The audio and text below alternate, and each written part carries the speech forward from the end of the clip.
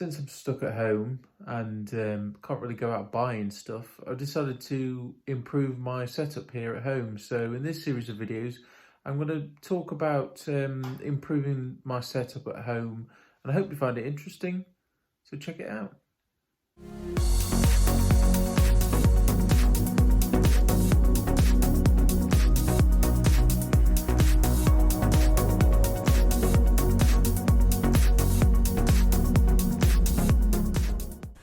Hi there, Tom here.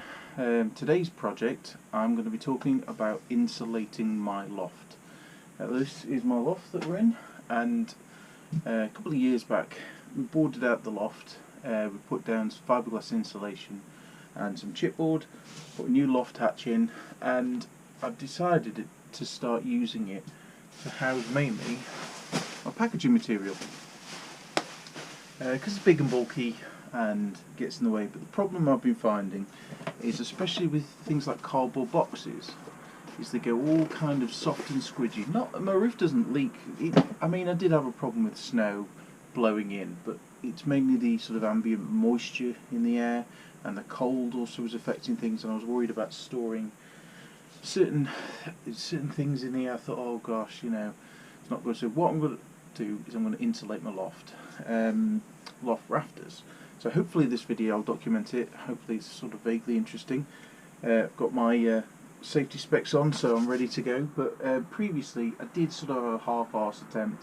I'd got some actually packaging polystyrene, which I started to cut and shape to go in the rafters, which you can probably see here. So you can see up here we've got this, which is very ill-fitting. It's not particularly great, and it didn't work, and they just fall out. So I'm going to do it properly. Well, I say properly, but as best I can, with some decent materials. I'm still going to use some of this polystyrene, but we'll see. So I've ordered in some PIR foil-backed boards, 50mm, which should give me enough room on the joist for a bit of an air gap. So it'll be 50mm, a little spacer, and then an air gap to let it breathe. Because these are older timbers. The house was built in the 1930s, late 1920s and early 1930s. So these are older timbers, and I do want to make sure they're okay, and you don't want to sort of rot them or anything. So my plan is to get some of the board, cut it to shape, and fit it in these recesses here. And then I've got some foil-backed bubble wrap, which I'm then going to lay across the surface, just give it that extra layer of protection. Which I could just go with this, but I'm going to go with that as well. And then also I've got some polystyrene, which I'm going to apply to this wall, because you get a lot of cold coming through here.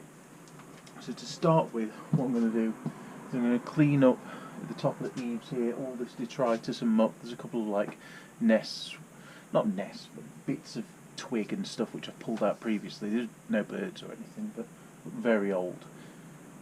So clean all that up. I mean, I've got loads of random bits in here that I'll need to move around, and then I'm going to put some insulation in these spaces here in preparation for the main boards arriving. So yeah, here we go. Okay, so the important things to have with this is I've got a hoover, a brush. I've got safety specs, which are very important, especially because there's a lot of like slate dust, which is quite sort of nasty.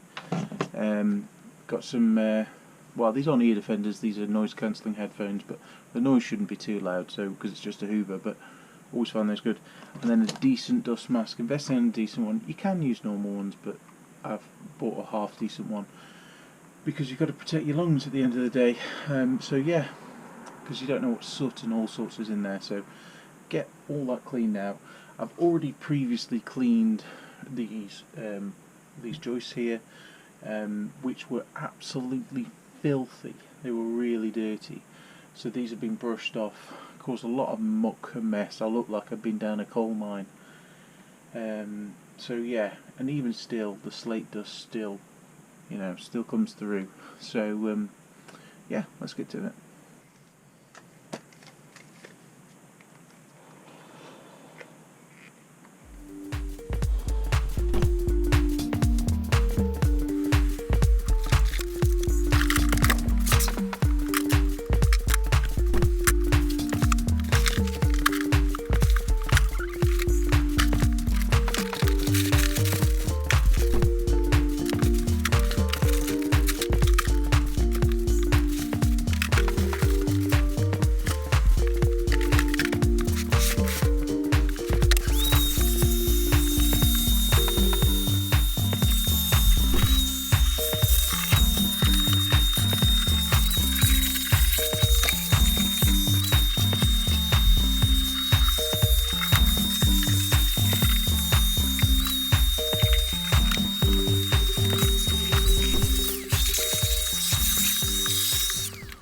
Okay, so now that's sort of all cleaned off, what I'm going to do is these gaps around the top. I don't need to do this, but I've got some offcuts of just polystyrene and some slightly thicker bits that I'm going to cut and just fit in those little gaps there.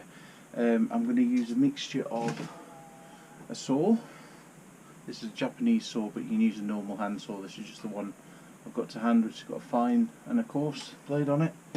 But mostly I'm going to be using this hot,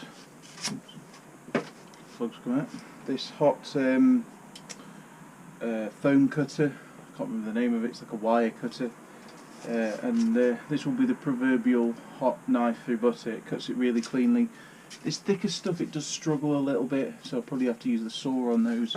The saw creates lots of like bits of detritus and like bits that stick all over, but this just burns. It does create a bit of a bad fumes which you shouldn't inhale, but you know, try using a good respirator as well, that helps. And obviously it's fairly well ventilated in here because it is leaky. I can feel a breeze on the back of my neck at the moment, so yeah, let's get on with doing that.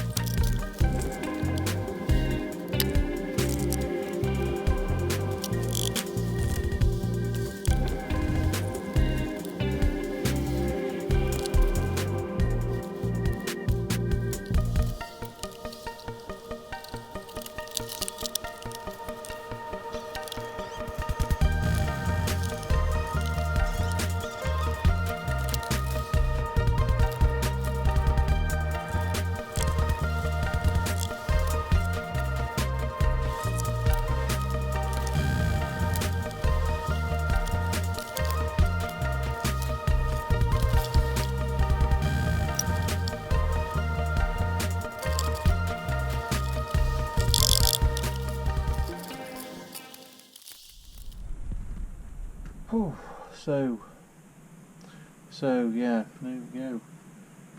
Done most of it. See close up. I mean, it's just kind of a bit hapdash, but just kind of fill in those holes a little bit. I could have just put the board straight over it, but I wanted to do that just kind of jammed in there loosely. I didn't want to put too much pressure on the rafters, but yeah, I'm pleased with particularly the big ones like that. I'm not going to bother lower down. It's just with hot air rising, I thought I'd do these top ones, and then I've got some of this board which is going to go on here like this. Obviously a bigger sheet. Yeah, and then I'm going to have to sort of cut it to size. But obviously first I'll do these bits up here.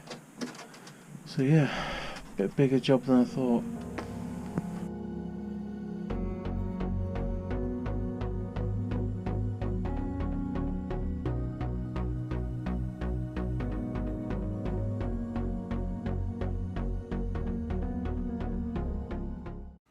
Hey, it's me, your favourite Steve, live from the loft.